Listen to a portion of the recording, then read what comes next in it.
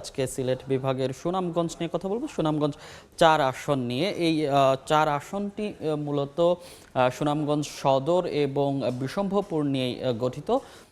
এখানকার যে মোট ভোটার সংখ্যা রয়েছে 3,72,343 জন। এর মধ্যে পুরুষ ভোটার 1,89,394 জন এবং নারী ভোটার 1,82,936 জন। এবং এখানে তৃতীয় লিঙ্গের ভোটার রয়েছে 13 জন। এটি জাতীয় সংসদের 227 নম্বর আসন। এবং এই আসনে আসলে কারা লড়ছেন একটু যদি দেখতে চাই, বিএনপির ধানের শীষ প্রতীক নিয়ে লড়ছেন জনাব নুরুল ইসলাম নুরুল এবং ছাতা প্রতীক নিয়ে মাহফুজুর রহমান লড়ছেন। এবং এখানে জামায়াতেরও প্রার্থী রয়েছে এবং এছাড়া কিছু স্বতন্ত্র প্রার্থীও আমরা দেখেছি এবং স্বতন্ত্র প্রার্থী রয়েছে। এখানকার যেই নির্বাচনের হিসাব সেটি স্বতন্ত্র এবং দলীয় যে লড়াই, সেই লড়াইয়ের কিন্তু আভাস পাওয়া যাচ্ছে দেখছেন নির্বাচনের সময়। সুনামগঞ্জ 4 আসনের আরও বিস্তারিত জানবো। বিস্তারিত জানাতে সুনামগঞ্জ শহরে আছেন সহকর্মী হিমাদ্রি শেখর ভদ্র। আমরা সরাসরি তার সঙ্গে যুক্ত হব। হিমাদ্রি, এই যে সুনামগঞ্জ 4 আসন, সেখানে আসলে স্বতন্ত্র প্রার্থীও দেখেছি, সেটি আসলে কতটুকু প্রভাব ফেলবে নির্বাচনে?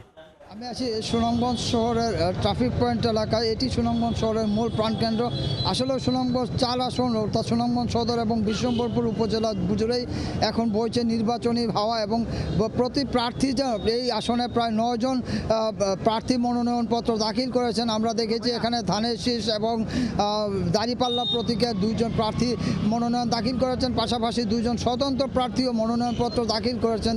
আমরা এখানকার ভোটারদের সাথে কথা বলে জেনেছি যে এই যে হাওর এবং পাহাড় বেষ্টিত সুনামগঞ্জে 4 আসন অর্থাৎ বিশম্বরপুর এবং সুনামগঞ্জ সদর একটি সমস্যা জর্জরিত এলাকা এবং এই সমস্যার সমাধান যিনি করবেন তারাই আগামীতে তারা এই এলাকার মানুষ ভোটে নির্বাচিত করবেন। আমরা কথা বলেছিলাম এখানকার বিভিন্ন শ্রেণী পেশার মানুষের সাথে। তারা জানিয়েছেন যে সুনামগঞ্জে একটি বন্যাপ্রবণ এলাকা এবং এই শহরের বন্যা নিয়ন্ত্রণ বাঁধ নেই, তাই প্রতি বছরই এখানে বন্যা এলে সুনামগঞ্জের নিম্নাঞ্চল এবং বিশম্বরপুর উপজেলার নিম্নাঞ্চল প্লাবিত হয় এবং এই সমস্ত বন্যার হাত থেকে যারা তাদেরকে রক্ষা করবেন, তারা যদি রক্ষা করেন তাহলে তাদের অনেক উপকার হবে। তারা জানিয়েছেন যে সুনামগঞ্জের এই মুহূর্তে যে বাস্তবতা রয়েছে, এখানে ত্রিমুখী লড়াইয়ের সম্ভাবনা রয়েছে। এখানে জামায়াতে ইসলামের প্রার্থী জনাব অ্যাডভোকেট শামসুদ্দিন এবং বিএনপির প্রার্থী অ্যাডভোকেট নুরুল ইসলাম নুরুল এবং স্বতন্ত্র প্রার্থী জওয়ান জৈনুল জাকিরিনের মধ্যে ত্রিমুখী লড়াইয়ের একটা সম্ভাবনা রয়েছে। তবে এবছর ছাত্রদল থেকে যিনি প্রার্থী হয়েছেন, যিনি জেলা বিএনপির সাবেক সাধারণ সম্পাদক নুরুল ইসলাম নুরুল এবং জামায়াতে ইসলামীর প্রার্থীর মধ্যেই এই ভোটের লড়াইয়ের সম্ভাবনা রয়েছে। তো এই ছিল সুনামগঞ্জের ট্রাফিক পয়েন্ট থেকে ভোটের খবরের সবশেষ। হিমাদ্রি, আপনাকে অসংখ্য ধন্যবাদ। আমরা সরাসরি যুক্ত ছিলাম সুনামগঞ্জ 4 আসন থেকে।